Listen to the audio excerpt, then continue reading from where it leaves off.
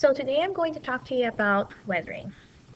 Weathering is the process by which natural forces break down rocks. In this PowerPoint, you will learn about the two kinds of weathering. One kind occurs when a rock is physically broken apart, and the other one occurs when a chemical reaction changes the makeup of a rock.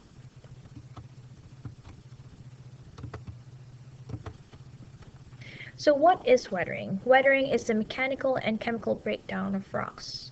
Now this happens because there is an interaction between the three spheres of the Earth, which are the atmosphere, the lithosphere, and the hydrosphere.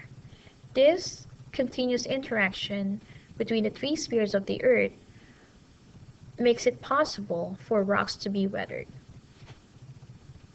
Now, what is mechanical weathering? Mechanical weathering is the process in which rocks break into pieces. You are changing the size and the shape of the rock, but not their composition. So if you look at this example, these rocks have been weathered, changing their size and shape, but not their composition or their chemical makeup. Now, what are some of the agents of the physical weathering? Now, the very first one is the frost action. The freezing and the thawing causes alternate expansion and construction of rocks, even eventually breaking them apart. Usually you see this in the mountainous region or polar regions, and it occurs during winter time. When water freezes, it expands. When water freezes in the cracks and pores of the rocks, the force of its expansion is strong enough to split the rocks apart. So that's what happens when there is frost action. Another agent is a biological action, which we call the plant action. With plant growth, the root system will increase in volume and cause the rocks to expand. Trees, bushes, and other plants may take roots in cracks in rocks. As the roots of these plants grow, they wedge open the cracks. The rocks would eventually, even if it is large, can be split completely. Now, I'm sure that this is very common when you go outside, and sometimes you wonder why you see plants growing in between the rocks. Well, that would eventually cause the rocks to split. Some examples. Now, abrasion is the process when ice, water, or wind cause the sediments to have collisions. Physical weathering results. So when there is a constant collisions with ice, water, or wind, there will be a physical weathering result, and which is called abrasion. It's a process of wearing down by friction, the rubbing of one object or surface against one another. So it causes the sediments, water, ice, and wind cause the sediments to have collisions, and that would be responsible to different structures or different change in shape and size of any rock. Wind abrasion is very common in arid and dry environments. Water abrasion could occur in moist and humid climates.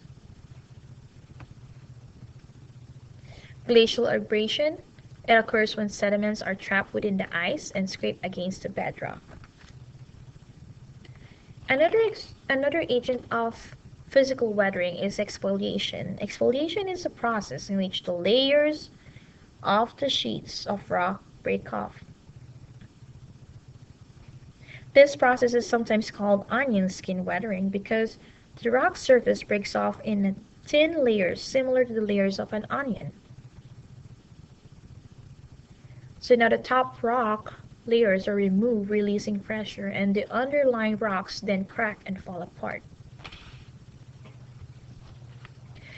Now let's talk about chemical weathering. When we talk about chemical weathering, now the breakdown of rocks by chemical reaction, and it does change the rock's makeup or the composition. So you're not just changing the shape and size of the rock, but you're changing the composition of the rock. This usually happens when minerals in rocks come in contact with air, water. Some of them might even dissolve and others react and are changed to different minerals. Some agents of chemical weathering would be One, we have oxidation. Oxidation is the process in which oxygen combines with minerals to form oxides. Now you have iron that reacts with oxygen, it forms rust. And I know this is very common when, especially when you have a bike or any kind of metal that is left outside. It does react with oxygen and it forms rust. Now oxidation does weakens the bedrock, making it softer.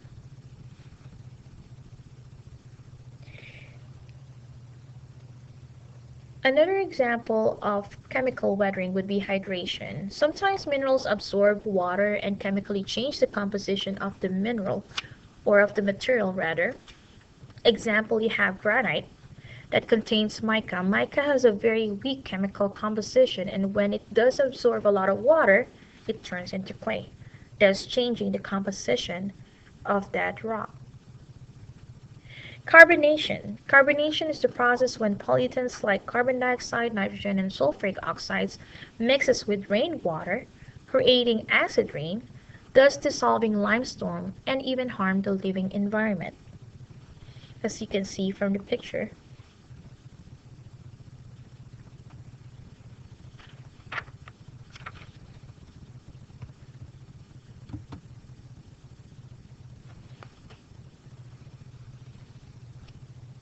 So air pollution can make rainwater even more acidic than it is naturally, especially if you're in a big city. Power plants and automobiles produce gases such as sulfur dioxide and nitric oxide.